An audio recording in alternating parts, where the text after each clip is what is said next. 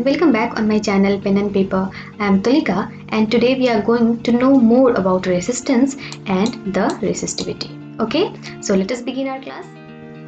Students, resistance के बारे में मैंने पिछले वाले लेक्चर्स में बता रखा है आपको, बट फिर भी मैं थोड़ा सा रिकॉल करा देती हूँ। देखो, रेसिस्टेंस का मतलब होता है रुकावट, और ये ऐसी रुकावट होती है जो कि बोलती है मेरे को करंट चाहिए। अगर ज़्यादा स्ट्रॉन्ग होगी रेसिस्टेंस तो वो बोलेगी कि मेरे को ज़्यादा करंट चाहिए, और अगर ज़्यादा करंट ले लेगी तो फिर तो बहुत कम ही करंट फ्लो कर पाएगी ना, है ना।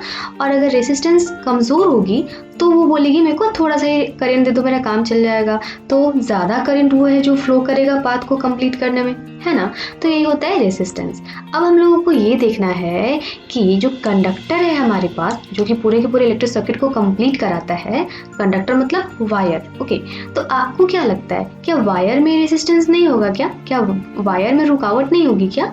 बिल्कुल होगी, बट डिपेंड करता है कि वो वायर कैसा है, ठीक है ना। और किस किस चीज़ पर रेसिस्टेंसेस डिपेंड करेगा ना, वो देखो यहाँ पे वही हम लोगों को पढ़ना है। That is factors that affect resistance of a wire.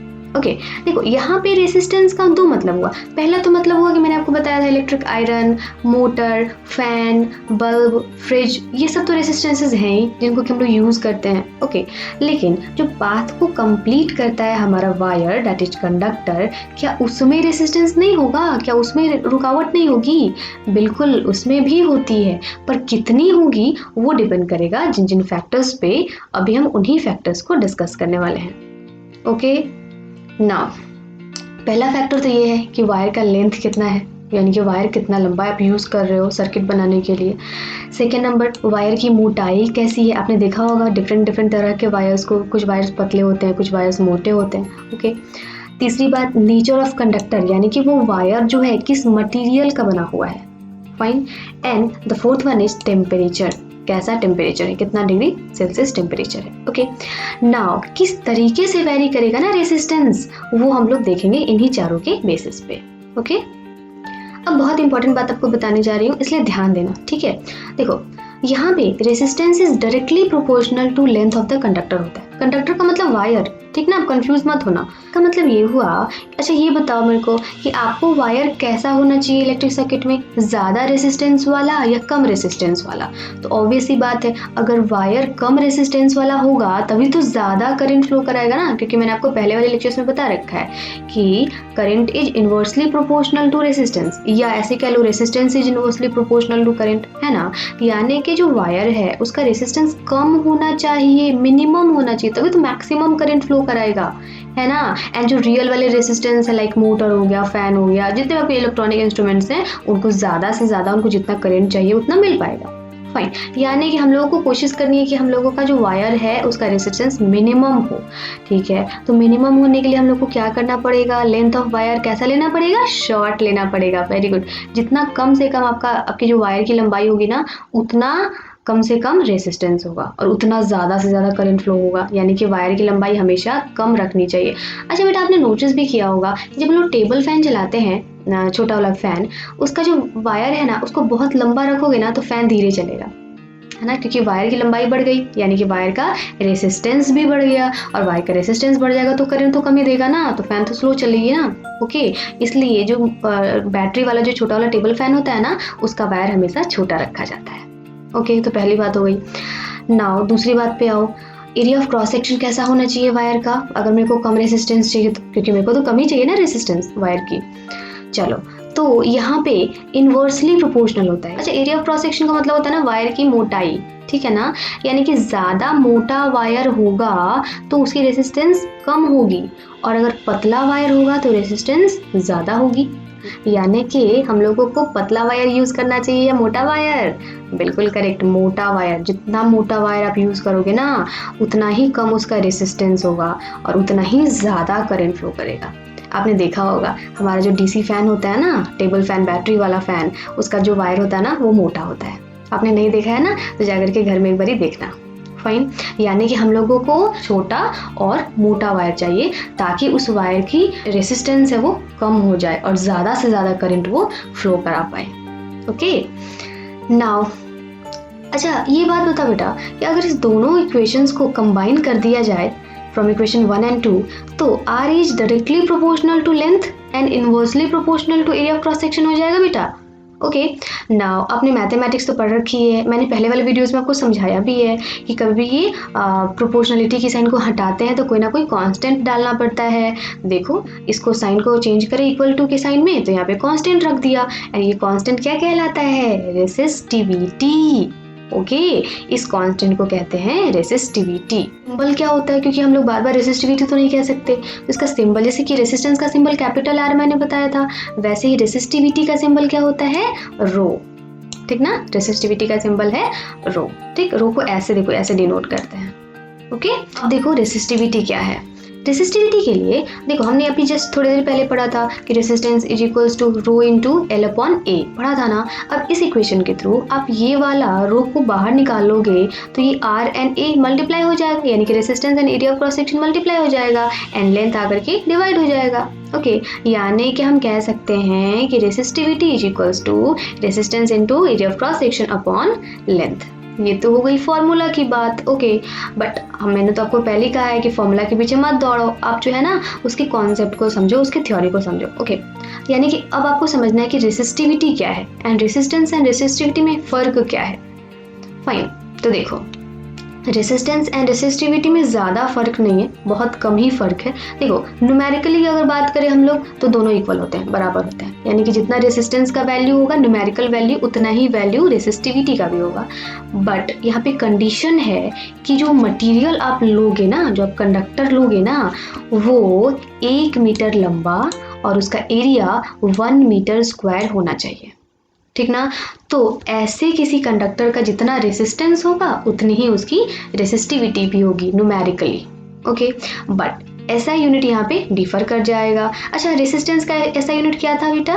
ओम था, बिल्कुल करेक्ट। वैसे ही रेसिस्टिविटी का ऐसा यूनिट होता है ओम मीटर। ओके एंड इसका सिंबल तो मैंने आपको पहले बता रखा है, रो होता है। ठीक, चलो मैंने यहाँ पे लिख भी दिया, देखो resistivity of a substance does not depend on its length and thickness. बिल्कुल नहीं, जितना रेसिस्टेंस होगा उतनी रेसिस्टिविटी होगी। ओके यानी कि लेंथ एंड थिकनेस पे तो डिपेंड ही नहीं करता है, लेकिन करता किस पे है depend? It depends on the nature and temperature. यहाँ पे वेरिएशन आ जाता है रेसिस्टेंस एंड रेसिस्टिविटी में। ठीक है, यानी कि न्यूमेरिकल वैल्यू तो सेम होगा रेसिस्टेंस का भी और रेसिस्टिविटी की भी। अगर वो वायर 1 मीटर लंबा है और उसका जो एरिया है वो 1 मीटर स्क्वायर है तो ठीक ना, लेकिन रेसिस्टेंस एंड रेसिस्टिविटी में अंतर कहाँ पे पड़ेगा? यहाँ पे पड़ेगा। मटेरियल का नेचर कैसा है, यानी कि वो मटेरियल सिल्वर का है, गोल्ड का है या फिर कॉपर का है, एल्यूमिनियम का है, और टेम्परेचर अगर चेंज होगा तो भी हो सकता है कि रेसिस्टिविटी चेंज हो जाए। अब यहाँ पे देखो मैंने जो आपको अभी जस्ट बात बताई ना उसको मैंने टेबलाइज कर दिया है। ये मटेरियल्स हो गए, ठीक ना। देखो सिल्वर, गोल्ड, कॉपर ये तो जाने पहचाने से हैं। अब मैंगनीन आप नहीं जानते होंगे, अब जान लो कॉन्स्टेनन, निक्रोम एंड टंगस्टन। ये निक्रोम एंड टंगस्टन जो है ना बहुत इंपॉर्टेंट है, ठीक ना। इंपॉर्टेंट तो हालांकि सारे हैं। अब देखो इन सारे अलग, अच्छा नेचर का मतलब समझ में आ गया आपको? सिल्वर का नेचर कुछ और होगा, गोल्ड का नेचर कुछ और होगा, कॉपर का नेचर कुछ और होगा। कुछ और का मतलब क्या हुआ? देखो यहाँ पे मैं बता रही हूँ, सिल्वर जो है उसकी रेसिस्टिविटी बहुत कम होती है, बहुत कम, यानी कि बहुत कम रुकावट होता है सिल्वर में, और इस वजह से इसकी कंडक्टिविटी बहुत ज़्यादा होती है। कंडक्टिविटी का मतलब करंट बहुत ज़्यादा तेज़ी से फ्लो होता है सिल्वर में, यानी कि बेस्ट कंडक्टर होता है बेटा। ओके आपने पढ़ा था 8th क्लास में, silver is the best conductor. लेकिन फिर बोलो सिल्वर का वायर क्यों यूज़ नहीं करते हैं? क्योंकि यूज़ करेंगे सब कुछ चुरा लेके चला जाएगा। ओके तो हम लोग वायर किसका यूज़ करते हैं? कॉपर का वायर यूज़ करते हैं। ओके देखो इसका रेसिस्टिविटी कम क्यों मैंने बताया था, देखो 10⁻⁸ है, इस वजह से कम है, ठीक है। एंड इसका एग्जैक्ट वैल्यू मैंने इन सब के नहीं रखे हैं क्योंकि आपके काम की नहीं है, ठीक ना। आपको बेकार में याद करने की जरूरत नहीं है, आप कॉन्सेप्ट को समझ लो, ठीक। एनसीईआरटी आपको याद करने नहीं बोलता, फाइन। अब देखो इसके इन सारे की रेसिस्टिविटी ना अब बढ़ती चली जाएंगी। ओके एंड जब रेसिस्टिविटी बढ़ेगी यानी रुकावट बढ़ेगी तो कंडक्टिविटी ऑब्वियसली कम हो जाएगी, ठीक ना। तो कॉपर की कंडक्टिविटी थोड़ी कम होती है, बट फिर भी हम लोग काम चला लेते हैं क्योंकि अब सिल्वर गोल्ड तो यूज़ नहीं कर सकते ना, इसी वजह से। अब आओ निक्रोम एंड टंगस्टन, ये अलॉयज हैं, ये रेसिस्टिविटी बहुत ज़्यादा होती है, बनाया ही इनको इसलिए जाता है कि इनकी रेसिस्टिविटी जो है वो बहुत ज़्यादा हो। ओके अब आप बोलोगे मैम हम लोग अभी तो पढ़ रहे थे कि वायर की रेसिस्टिविटी कम होनी चाहिए, अभी आप बोल रहे हो कि नहीं वायर की रेसिस्टिविटी ज़्यादा करने के लिए हम लोग इसको अलॉय में कन्वर्ट कर देते हैं, ऐसा क्यों? बिल्कुल। देखो बहुत सारे ऐसी चीज़ें होती हैं, जैसे आप देख लो ना हीटर, ओके, तो इलेक्ट्रिक वाला हीटर जिसपे कि पहले के ज़माने में खाना बनता था, उस पर वायर्स लगे होते थे, ओके, एंड वो वायर जब गर्म हो जाता था तो उस पर खाना बनता था, ऐसा ही होता था। तो अब आप बताओ कि उस वायर की रेसिस्टिविटी ज़्यादा होगी तो ज़्यादा करंट को कंज्यूम करेगा, ज़्यादा करंट को कंज्यूम करेगा तो हीटिंग इफेक्ट ज़्यादा होगा, एंड जैसे ही वो हीट हो जाएगा वैसे ही उस पर हम लोग यूटेंसिल्स रख के खाना बना पाएंगे। आयरन में भी तो ऐसे ही होता है, आजकल के इलेक्ट्रिक आयरन में भी तो वैसे ही होता है। आयरन के अंदर जो कॉइल्स होते हैं उनमें ज़्यादा रेसिस्टिविटी होनी चाहिए, ज़्यादा होगी तो हीटिंग इफेक्ट ज़्यादा होगा, एंड हीटिंग इफेक्ट ज़्यादा होगा तो ज़्यादा हीट हो जाएगा और कपड़ा हमारा जल्दी से प्रेस हो जाएगा। यानी कि बहुत बार ज़रूरत पड़ती है कि वायर जो है वो ज़्यादा रेसिस्टिविटी वाला हो, ओके, ताकि वो ज़्यादा करंट को कंज्यूम कर ले और हम उसको डेली लाइफ में यूज़ कर पाएँ। अब आपको समझ में आई बात? इसी वजह से निक्रोम, टंगस्टन, कॉन्स्टेंट, मैग्नीन टाइप के अलॉयज बनाए जाते हैं, ओके। बट ये सारे के सारे जो है कि गुड कंडक्टर्स हैं, इनकी रेसिस्टिविटी कम से कम है, मिनिमम है, और इनको हम लोग इलेक्ट्रिक सर्किट में कनेक्ट करने के लिए ये अवेलेबल है हमारे पास। अब यहाँ पे देखो, मैंने अभी थोड़ी देर पहले बताया ना, उसको यहाँ पे अच्छे से मैंने लिख दिया है।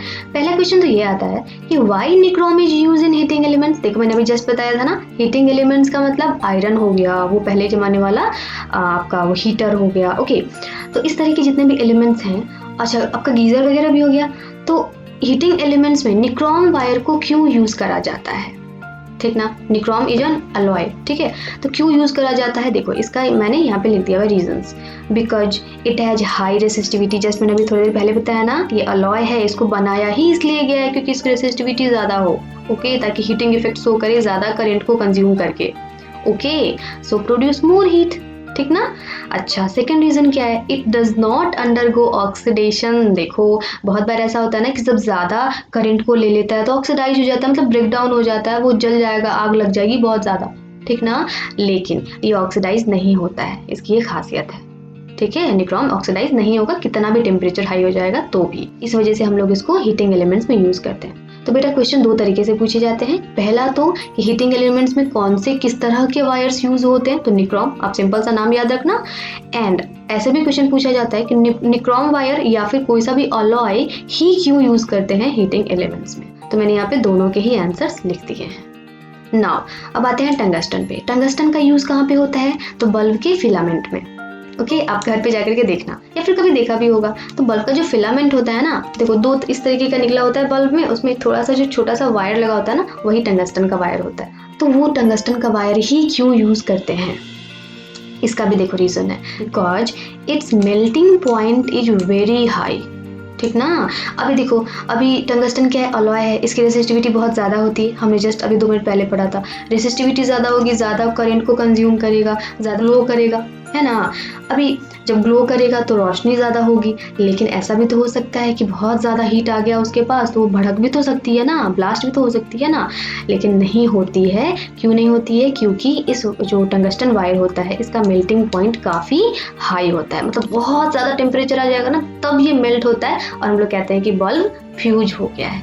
मैं येलो वाले बल्ब की बात कर रही हूँ बेटा, ठीक है ना, CFL की बात नहीं कर रही हूँ, आप ये ध्यान रखना। चलिए, एंड ये फ्लेक्सिबल भी होता है, आप तो देखते हो कि वो फ्लेक्सिबल होता है, ठीक है। इससे भी बड़ी बात मैं आपको यहाँ पे देखो बताती हूँ।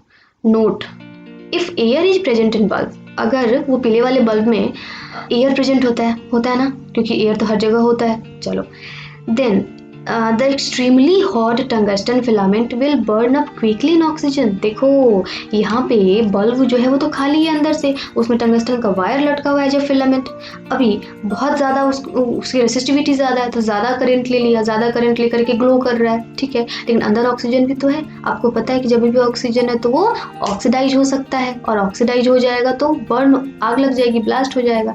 इस वजह से हम लोग क्या ऐसा काम करें कि वहाँ पे उसके अंदर ऑक्सीजन रहे ही ना, ठीक है, तो ऑक्सीजन को रिमूव आउट करना पड़ता है। तो बल्ब में ऑक्सीजन को हटा करके नाइट्रोजन गैस या आर्गन गैस फिल कर दिया जाता है। क्यों, क्योंकि ये गैस अनरिएक्टिव होता है, कितना भी टेम्परेचर हाई हो जाए इसको किसी से कोई मतलब नहीं है। नियोनन एंड आर्गन गैस जो है वो अनरिएक्टिव रहता है, ओके। यानी कि ये सारी की सारी चीज़ें मैं आपको क्लियर कर चुकी हूँ, बट फिर भी आपको कोई डाउट है, कैसा भी डाउट है आप मेरे को कमेंट में बताओ, ओके। मैं या तो वहीं पे आंसर करूँगी या फिर उसके लिए नेक्स्ट वीडियो प्रिपेयर करूँगी, ओके। आई एक्सपेक्ट मैंने आपको बहुत अच्छी अच्छी बातें आज बताई हैं। ओके, तो मिलते हैं अगले वाले वीडियो में, तब तक के लिए बाय बाय, थैंक यू।